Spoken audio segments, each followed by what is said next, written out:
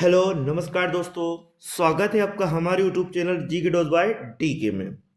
तो दोस्तों नई भर्ती निकल के आ चुकी है ईएसबी की तरफ से। और वो भर्ती कौन सी है? तो वो है महिला एवं बाल विकास के अंतर्गत पर्यवेक्षक मतलब सुपरवाइजर की भर्ती। कौन इसमें फॉर्म भर सकता है? क्या महिलाएं अकेली फॉर्म भर सकती हैं? तो क्या पुरुष भी इसमें फॉर्म भर सकते हैं? तो आपको बता दें, कुछ लगभग 10 ऐसी वैकेंसी हैं जिसमें पुरुष अप्लाई कर सकते हैं। बाकी सभी वैकेंसियां सिर्फ और सिर्फ महिलाओं के लिए हैं। और कौन सी महिला ये फॉर्म भर सकती हैं, अभी तक किसी को यही पता नहीं है। ठीक है। तो पता तो ठीक है, ग्रेजुएशन पता नहीं कि ग्रेजुएशन होती क्या है। ग्रेजुएशन करके बैठे हैं, पोस्ट ग्रेजुएशन भी कर लिया, लेकिन पता नहीं कि हम पीजी पीजी कर ली हमने, है ना। तो उनके लिए बता दें हम, ग्रेजुएशन का मतलब होता है स्नातक। स्नातक मतलब होता है आपने क्या कर लिया, 3 साल का कोई कोर्स कर लिया, जैसे बीए कर लिया आपने, या फिर बीएससी कर ली, या फिर बीकॉम कर लिया। तो ये क्या होते हैं आपकी ग्रेजुएशन डिग्री होती है। क्या होती है? ग्रेजुएशन, स्नातक बोलते हैं इनको। ठीक है। तो अब नहीं पूछना कोई कि ग्रेजुएशन क्या होता है। और पोस्ट ग्रेजुएशन की बात करें, पीजी की, खासकर लड़कियों ने कर ली है, ग्रेजुएशन कर ली है, और पूछ रही हैं कि ग्रेजुएशन क्या होता है। तो उन्हीं के लिए बता रहा हूँ कि ग्रेजुएशन क्या होता है। बीए कर ली, बीएससी कर ली, बीकॉम कर ली। तो अभी तक तो 3 साल का होता था, ठीक है, अब 4 साल का होने लगी है ग्रेजुएशन। तो जिसने भी 3 साल की कर ली है वो ये फॉर्म अप्लाई कर सकती हैं, वो महिलाएं या वो लड़कियां। ठीक है। तो कुछ 10 वैकेंसी हैं जिसमें पुरुष भी अप्लाई कर सकते हैं। और पुरुष इसलिए अप्लाई कर सकते हैं क्योंकि ऐसी कुछ जगह है, पहाड़ी क्षेत्र, जहाँ पे महिलाएं काम नहीं कर सकती, तो वहाँ पे पुरुषों की ड्यूटी रहेगी, उनको नौकरी दी जाएगी सुपरवाइजर में। अब सुपरवाइजर का काम क्या क्या होता है? तो जो सहायिका होती है, आंगनवाड़ी कार्यकर्ता होती हैं, उनसे थोड़ी सी ऊपर रहेगा सुपरवाइजर।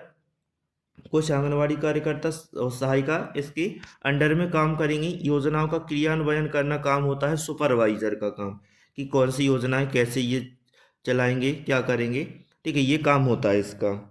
तो बात करते हैं कब से कब तक फॉर्म भरे जाएंगे। ठीक है, कैसे फॉर्म भरा जाएगा, पेपर कहाँ से होगा, और क्या पेपर में पूछा जाएगा। तो फॉर्म भरने हो गए हैं स्टार्ट। तो आवेदन पत्र भरने की प्रारंभ तिथि 9 जनवरी दिख रही है, 10 तारीख से ये भरने शुरू हो चुके हैं। और अंतिम तिथि है 23 जनवरी। सिर्फ आपको मिले हैं फॉर्म भरने के लिए कितने दिन? 13 दिन। 13 दिन के अंदर आपको फॉर्म अप्लाई करना है। क्या क्या दस्तावेज लगेंगे, क्या क्या डॉक्यूमेंट लगेंगे, आपको ये भी हम बता देंगे अभी। ठीक है। तो 9 जनवरी से 23 जनवरी तक इसके फॉर्म भरे जाएंगे। यदि कोई गलती होती है तो 28 जनवरी तक उस गलती को सुधारा जा सकता है। ठीक है। नीचे इसमें कुछ पेमेंट की बात कही गई है, कितनी फीस लगने वाली है। जैसे सीधी भर्ती जो है, जनरल वालों को 500 से 500 रुपये कुछ लगेंगे, पोर्टल चार्ज लगेगा। ओबीसी SC ST के लिए 250 रुपये फीस रहती है, और प्लस पोर्टल चार्ज रहता है। ठीक है, इतना हो जाएगा। उसके बाद पेपर की बात करें, कब होगा इसका पेपर। तो पर्यवेक्षक भर्ती 2024 पेपर कब से शुरू होने वाले हैं? 28 फरवरी। तो समय भी नहीं है आपके पास, लगभग डेढ़ डेढ़ से दो डेढ़ से पौने 2 महीने हैं। 1.5 महीने का टाइम बचा लगभग लगभग पढ़ने को। तो 28 फरवरी से पेपर स्टार्ट होंगे। ठीक है, 2 पालियों में चलेंगे, अलग अलग। ठीक है, प्रथम पाली, दूसरी पाली। तो 28 तारीख से पेपर शुरू हो जाएंगे इसके। तो तैयारी भी अच्छी रखनी है अपन को। और बात करें इसकी परीक्षा कार्यक्रम की कि क्या क्या है, देखो। नोटिफिकेशन पढ़ना बहुत ज़रूरी होता है। नोटिफिकेशन नहीं पढ़ा तो पढ़ लेना। तो यहाँ से जो इस नोटिफिकेशन में परीक्षा का पाठ्यक्रम मतलब क्या आएगा पेपर में, वो 40 नंबर से 45 नंबर पेज पे दिया गया है क्या आएगा। और यहाँ पे रिक्त पदों की आरक्षण तालिका की रिजर्वेशन दिया गया है, कि जो पहले से जिनको अनुभव है, आंगनवाड़ी में काम कर रही हैं, उनके लिए अलग से अनुभव दिया गया है, तो उनके कुछ आरक्षण दिया गया है। और उसके अलावा बहुत सारी ऐसी वैकेंसी हैं जो सीधे सीधे, जिसकी ग्रेजुएशन हो चुकी है, बीए बीएससी बीकॉम कर ली है, वो सीधा अप्लाई कर सकती हैं उसके लिए। तो हम बता दें इसमें पेपर कहाँ से होंगे और परीक्षा का पाठ्यक्रम क्या रहेगा, तो सीधे वहीं पहुंचते हैं अपन 40 नंबर पेज पे। आयु तो पता ही होगी आपको, भर सकते 18 से 45, 18 साल प्लस होनी ही चाहिए। ठीक है, 18 साल से जो जिसकी उम्र है 18 साल हो चुकी है वो इसके लिए अप्लाई कर सकता है, और ग्रेजुएशन जिसने कर ली है। सबसे पहले तो अपन को पता होना चाहिए कि पेपर होना है और कितने नंबर का होना है। किसी किसी को तो यही पता नहीं रहेगा कि पेपर कितने नंबर का होना है, बस फॉर्म बस भर देंगे, है ना। तो पेपर होगा 200 नंबर का, इसका मतलब 200 क्वेश्चन आएंगे, 200 नंबर का पेपर रहेगा। हर क्वेश्चन 1 नंबर का ही होगा। तो नीचे लिखा भी है यहाँ पे, परीक्षा में हिंदी अंग्रेजी माध्यम में वस्तुनिष्ठ प्रकार के प्रश्न होंगे, जिनमें प्रत्येक प्रश्न 4 संभावित उत्तर विकल्प होंगे। मतलब एक क्वेश्चन उसके 4 विकल्प दिए रहेंगे। परीक्षा को सही उत्तर चुनकर परीक्षार्थी को सही उत्तर चुनकर उससे संबंधित गोले को कंप्यूटर के माउस की सहायता से काला करना होगा। ठीक है, इसका मतलब कंप्यूटर से पूरा पेपर होगा, ऑनलाइन पेपर होगा, और टिक करना पड़ेगा जो भी अपना सही आंसर होगा। ठीक है, तो 200 नंबर का पेपर होगा। अब बात कर लें पेपर कहाँ से होगा, तो परीक्षा सेंटर अपन को चुनने होते हैं। तो ये रहे आपके सामने ऑनलाइन परीक्षा केंद्र जहाँ से पेपर होने हैं। जिसको बालाघाट पास पड़ता है बालाघाट डाल देगा, भोपाल पास पड़ता है भोपाल। ठीक है, जो जहाँ का है वहाँ भी डाल सकता है। जितने सारे सेंटर हैं, बालाघाट, भोपाल, ग्वालियर, इंदौर, जबलपुर, खंडवा, नीमच, रतलाम, रीवा, सागर, सतना, सीधी, उज्जैन, यहाँ के लिए अप्लाई कर सकते हैं। पेपर देने यहीं पे जाना पड़ेगा, और कम से कम 4 सेंटर चुनने होते हैं।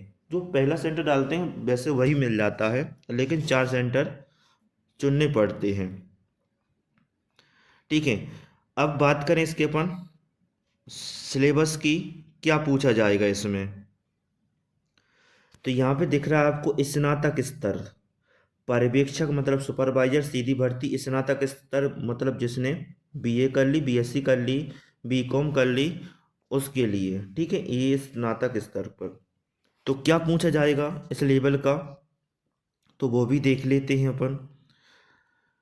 तो पोषण, देखो यहाँ पे 55 नंबर का यहीं से आना है। कितने नंबर का, 55। इसको कैसे डिवाइड किया गया है, तो पोषण कितने नंबर का आना है, 10 नंबर का पोषण आना है। जीवन की विभिन्न अवस्थाओं के पोषण का महत्व, जीवन की विभिन्न अवस्थाओं में पोषण का महत्व, ये 8 नंबर का आना है। ठीक है, और गर्भवती महिलाओं की देखभाल संबंधित क्या क्या आएगा, गर्भावस्था में वजन की निगरानी, मातृ शिशु रक्षा, गर्भावस्था के खतरों से बचाव, गर्भावस्था में प्रसव पूर्व जांच। ठीक है, ये 7 नंबर का। तो कुल मिलाकर के ऐसे कितने सवाल आने हैं, 200 सवाल बनेंगे। ठीक है, ये सामान्य ज्ञान भी आएगा, कुछ गणित भी आएगी। देखो सामान्य गणित 8वीं तक की आएगी, तर्क शक्ति मतलब रीजनिंग, कंप्यूटर का सम ज्ञान भी आएगा, और कुछ सामान्य संरचना भी आएगी शरीर की, जैसे पाचन तंत्र हो गया, ग्रंथियाँ होंगी, प्रजनन, किशोर अवस्था, विज्ञान भी आएगी। तो कुल मिलाकर के 200 नंबर का पेपर रहेगा। 200 नंबर का पेपर रहेगा, आपको 200 क्वेश्चन आएंगे, और एक क्वेश्चन के 4 विकल्प रहेंगे, सही आंसर आपको टिक करना है। ठीक है, अब आपको बता दें इसको अप्लाई करने के लिए क्या क्या डॉक्यूमेंट लगने वाले हैं। तो सबसे पहले तो 10वीं की मार्कशीट लगेगी, 12वीं की मार्कशीट लगेगी, और आपने यदि ग्रेजुएशन किया है तो ग्रेजुएशन की मार्कशीट लगेगी। ये 3 मार्कशीट हो गई। और रोजगार कार्यालय से, रोजगार कार्यालय की वेबसाइट से रोजगार पंजीयन बनता है, तो रोजगार पंजीयन भी लगेगा इसमें। आपको आधार कार्ड लगेगा, और आधार कार्ड में मोबाइल नंबर लिंक हो तो अच्छी बात है। ठीक है, होना चाहिए। समग्र आईडी भी इस बार लग रही है, समग्र आईडी भी इस बार लग रही है। और एक नई फोटो होनी चाहिए जिसका वाइट बैकग्राउंड, पीछे का पर्दा सफ़ेद हो, और उसके नीचे नाम और डेट लिखा हुआ होना चाहिए।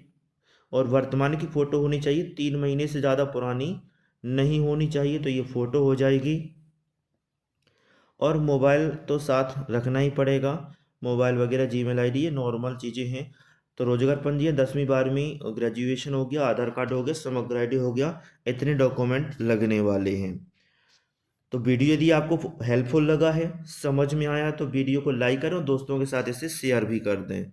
धन्यवाद। जय हिंद।